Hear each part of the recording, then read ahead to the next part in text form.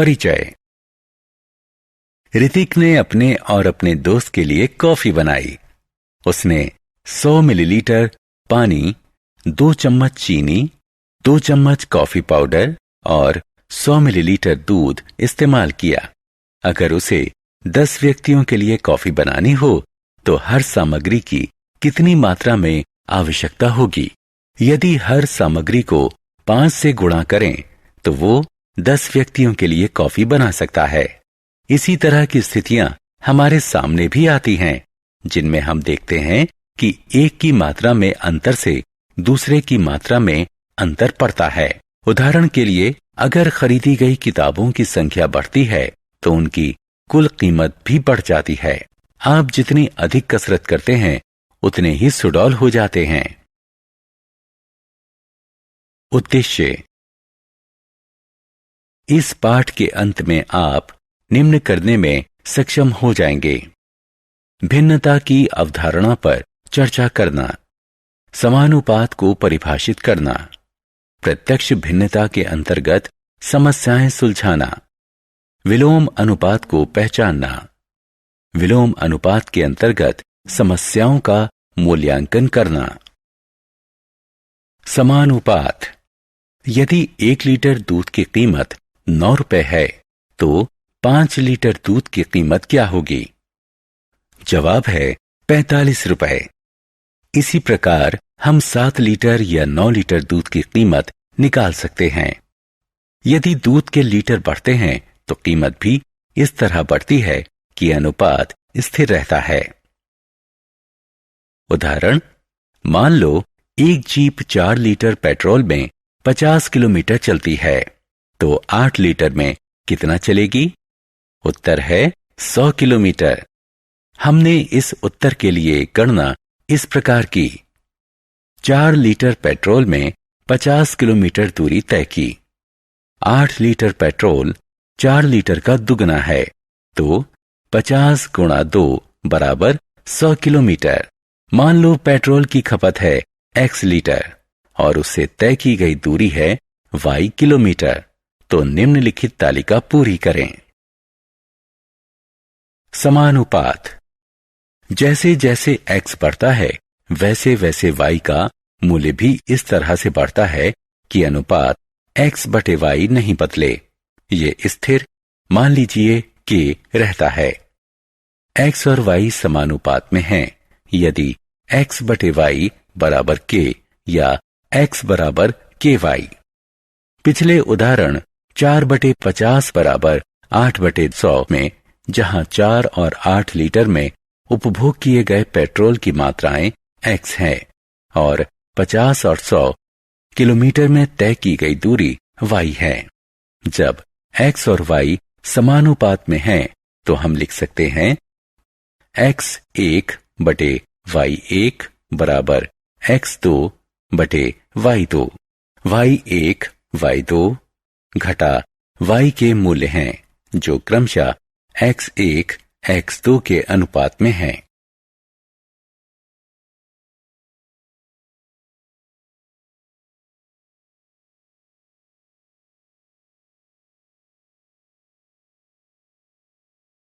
उदाहरण 2, 50 मीटर ऊंची एक मीनार की 35 मीटर लंबी परछाई पड़ती है, तो समान परिस्थितियों में उस प्रकाश स्तंभ की ऊंचाई क्या होगी जिसकी 45 मीटर लंबी परछाई पड़ती है? हल।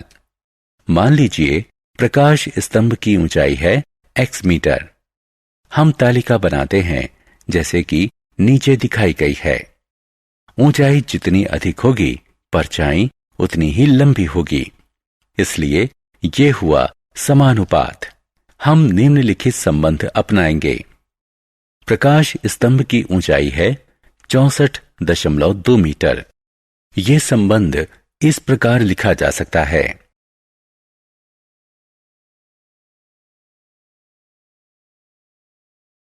उदाहरण, एक विमान 520 किलोमीटर प्रति घंटा की समान गति से उड़ रहा है। 45 मिनट में वो कितनी दूरी तय करेगा? 500 किलोमीटर की दूरी तय करने में उसे कितना समय लगेगा? हल। मान लीजिए 45 मिनट में तय की गई दूरी x किलोमीटर और 500 किलोमीटर की दूरी तय करने में लगा समय y मिनट है। चूंकि गति समान है, इसलिए तय की गई दूरी समय के समानुपात में होगी। यहां x बराबर 390 किलोमीटर मिलेगा। एक विमान 45 मिनट में 390 किलोमीटर की दूरी तय करता है। चूंकि गति समान है, तो तय की गई दूरी समय के समानुपात में होगी। यहां y बराबर 57.69 किलोमीटर मिलेगा। विमान ने समय लिया 58 मिनट। विलोम अनुपात। दो मात्राएं कभी इस तरह से भी बदल सकती हैं, जिसमें एक मात्रा बढ़ती है और दूसरी घटती है। जैसे ज़ेरॉक्स प्रतियों की संख्या बढ़ती है और लागत कम हो जाती है। इसी प्रकार श्रमिकों की संख्या बढ़ती है और काम खत्म करने में लगने वाला समय घट जाता है। उदाहरण, एक हौद को 2 घंटे 30 मिनट में भरने के लिए 5 टैंकर चाहिए। उसी तरह के यदि केवल 3 टैंकर हों, तो हौद भरने में कितना समय लगेगा? टैंकर जितने कम होंगे, हौद भरने में समय उतना अधिक लगेगा। तो ये विलोम अनुपात हुआ। इस तरह 3 टैंकरों को हौद भरने में लगे 4 घंटे और 10 मिनट। विलोम अनुपात। उदाहरण, एक कक्षा में 30 छात्र हैं। उनके लिए 18 मेजों की जरूरत है। अगर 15 छात्र और आ जाएं, तो कितनी मेजों की जरूरत पड़ेगी? छात्रों की संख्या बढ़ेगी तो कक्षा के लिए जरूरी मेजों की संख्या भी बढ़ेगी। ये समानुपात है। इस तरह जितनी मेजों की जरूरत पड़ेगी वे हैं 27।